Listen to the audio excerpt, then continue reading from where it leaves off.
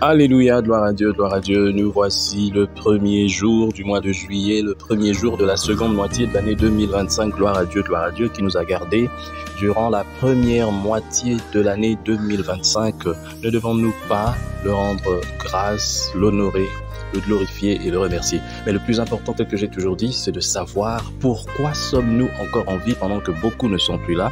Ce n'est pas le fait d'un hasard, c'est parce que tu as une mission, Dieu a un plan merveilleux avec toi. Alors il faut le comprendre le plus tôt, parce que pourquoi alors restes-tu sur cette terre?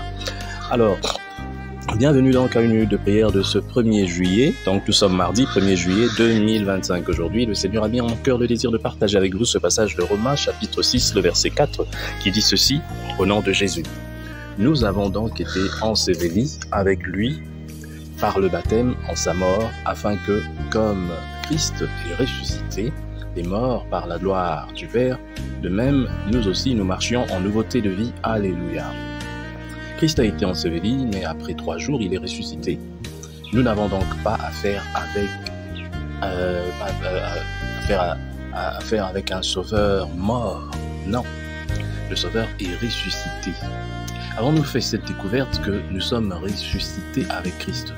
Vous comprenez? Nous sommes ressuscités avec Christ par la gloire du Père afin de marcher en nouveauté de vie. Ça veut dire, en d'autres termes, lorsque nous ne connaissions pas encore Christ, nous étions morts. Nous n'avions pas la vie en Christ, la vie éternelle. Et lorsque Christ est mort sur la croix, alors, lorsqu'une personne donne sa vie à Christ, il accepte de laisser sa nature pécheresse, son ancienne nature mourir. Et donc, il ressuscite avec Christ en nouveauté de vie. Ça veut dire que les choses anciennes sont passées. Une personne qui est née de nouveau, qui est née avec Christ, qui est ressuscitée avec Christ, ne peut plus vivre dans le péché. Et c'est là vraiment le point culminant. Tu ne peux pas ressusciter avec Christ, mais vivre dans le péché. Ça veut dire que ton ancienne nature n'est pas morte. Ça veut dire que tu n'étais pas mort en Christ. Si tu meurs en Christ, tu dois ressusciter en Christ. Et donc tu dois marcher en nouveauté de vie. Mais qu'est-ce qu'on voit de nouveau chez toi? Si on ne voit rien de nouveau chez toi, il y a à craindre. Il y a vraiment à craindre. Donc ça craint, ça veut dire qu'il y a matière à réfléchir. Est-ce que tu as vraiment donné ta vie à Christ? Est-ce que tu as abandonné le péché? Est-ce que tu marches en nouveauté de vie? Si tu fais les mêmes choses que tu faisais avant d'être en Christ, entre guillemets, parce que tu dis aux gens que tu es en Christ, mais on retrouve chez toi les mêmes péchés, la même façon de marcher, de parler, de vivre, et puis tout ça, ça veut dire qu'il y a un problème. Tu étais peut-être sous l'engouement, sous l'émotion, tu as accepté les choses lors d'une veillée ou, je sais pas, d'une campagne d'évangélisation, mais ce n'était pas un repentir sincère. Tu n'as pas changé.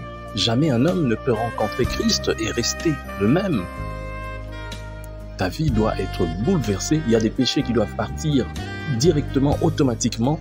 Et ta manière de vivre doit changer. Ta manière de penser, de réfléchir, ta manière de... Même tout en toi doit changer. La Bible dit dans 2 Corinthiens 5, les choses anciennes sont passées, voici, toutes choses sont devenues nouvelles.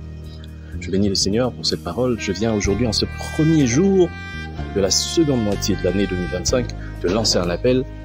Si jusqu'à présent tu n'as pas encore donné ta vie à Christ, c'est le moment maintenant de le faire et tu peux sauver ton éternité.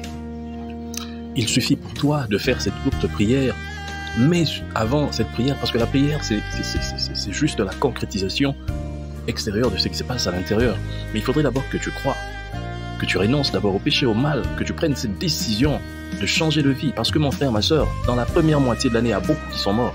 Beaucoup ne sont pas avec nous, n'est-ce pas? Du 1er janvier au 30 juin, il y en a beaucoup qui sont tombés. Mais ceux qui sont tombés sans Christ, malheur à eux.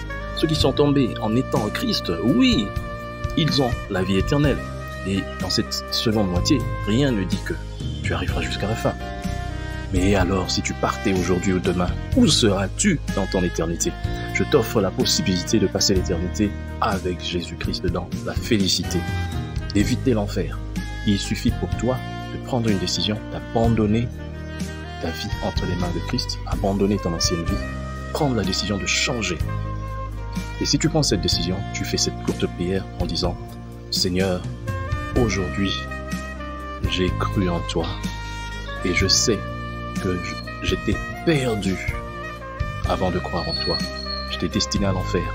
Je m'abandonne à toi. Pardonne-moi. Pardonne-moi, Seigneur.